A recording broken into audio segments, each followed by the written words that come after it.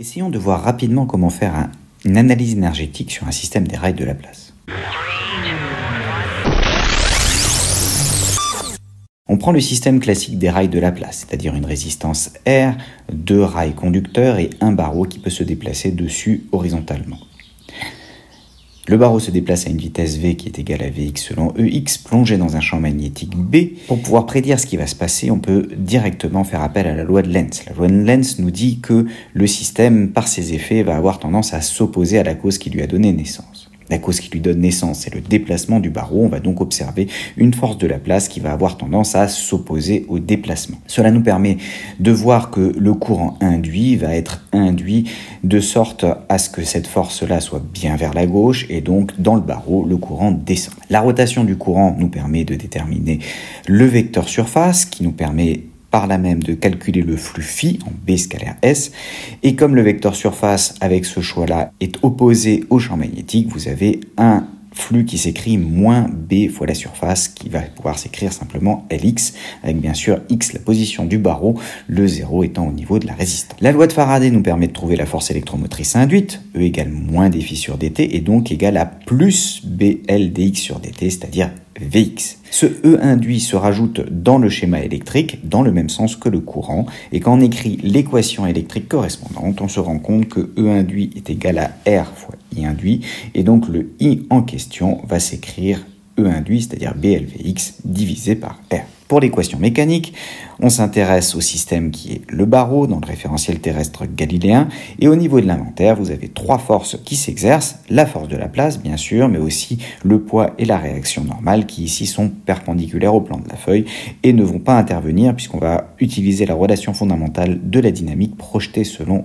Ex. Une fois que l'on fait cette projection selon Ex, on obtient m dvx sur dt qui est égal à la force de Laplace, c'est-à-dire moins ILB.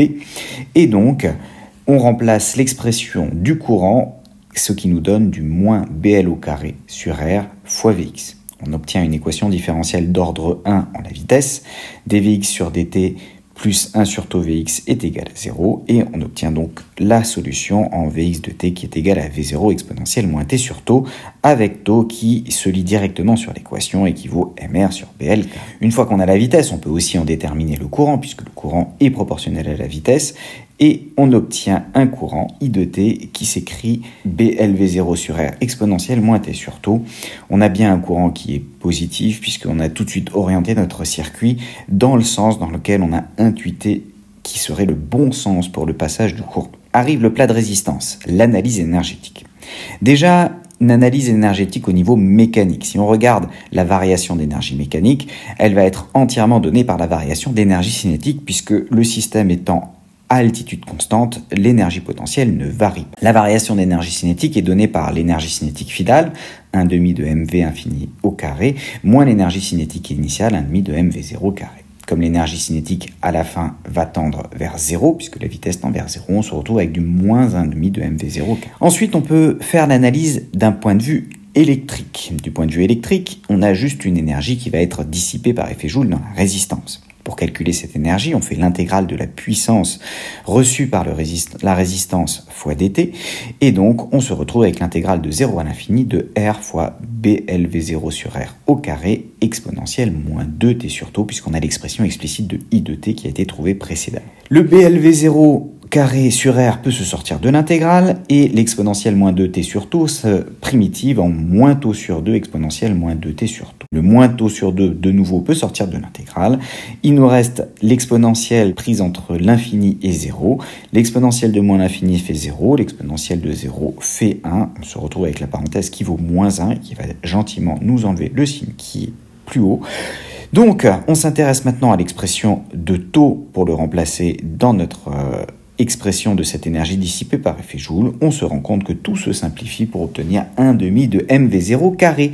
Et oui, l'énergie cinétique de départ a été entièrement dissipée par effet Joule. On a là une illustration de la conservation de l'énergie. Vous savez que l'énergie mécanique se transfère parfaitement en énergie électrique, du moins dissipée dans le circuit électrique. On peut voir d'ailleurs que c'est vrai à tout instant, on a ce qu'on appelle un couplage électromécanique parfait. Si on calcule la puissance des forces de Laplace, la puissance reçue par le barreau par la force de Laplace, F scalaire V, cela nous donne du moins ILB multiplié par Vx. Et la puissance donnée par la force électromotrice va être simplement E induit fois I induit. On revient à l'expression de E induit que l'on a trouvé tout au début avec la loi de Faraday, qui vaut BLVx. Donc on a du BLVx fois I, et en comparant, on se rend compte qu'on a l'opposé de la puissance reçue par le barreau de la part des forces de Laplace. La somme de la puissance fournie par la force électromotrice et celle reçue par le barreau du fait des forces de Laplace est égale à 0. On a à chaque fois un passage parfait du mécanique à l'électrique.